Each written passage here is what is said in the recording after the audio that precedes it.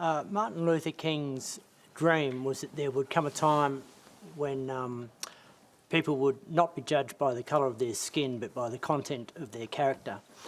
How is today's identity politics consistent with that vision? Jordan Peterson.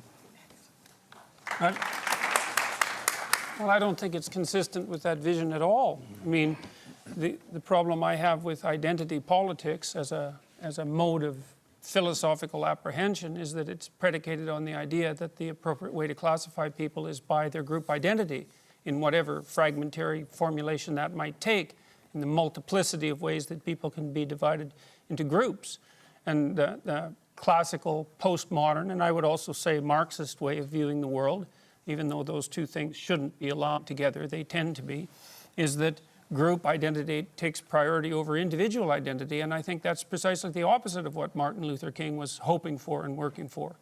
And I think it's unbelievably dangerous, because partly because when you assume that people should primarily be identified by their group, then you can also attribute group guilt to them by their group.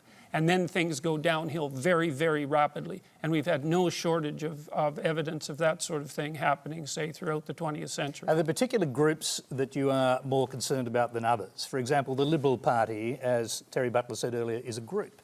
Are there groups that you think are more dangerous? There isn't a problem with groups. The problem is with assuming that the fundamental way that you should categorize people is with their group identity. Obviously, we all belong to groups. The issue is whether or not the individual identity is primary and the group identity is secondary, or the group identity is primary and the individual identity is secondary.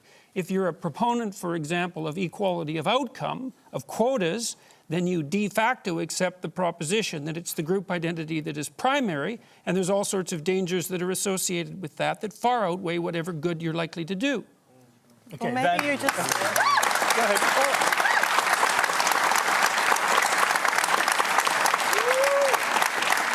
Or maybe you just think that representative democracy should be representative.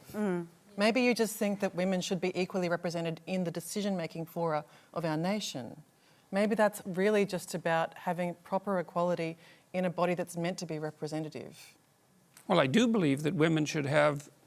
I don't understand your question, I guess. I guess you don't. That's pretty obvious, unfortunately. Well, how about if you phrase it more clearly, instead of just insulting me? Look at it this way. Let's talk about quotas for a minute. So there's a very wide array of jobs that are fundamentally done by men. So, for example, Member of Parliament, 99.9% of sorry, bricklayers... Alex, I'm going to stop sledging you now, I promise. I'm happy to give my minute to Jordan. 99.9% of bricklayers are men. Should we have quotas for women? Is bricklaying representative democracy?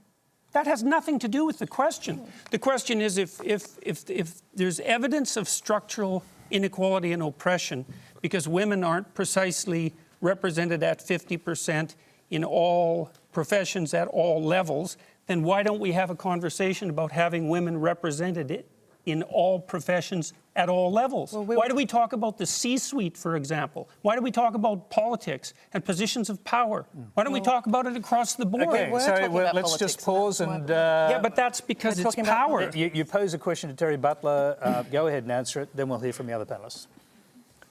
His question to me? Well, yeah, if you'd like to answer the question about bricklayers. There's nothing wrong with bricklayers. Why there are no quotas in bricklayers? Of course there's not.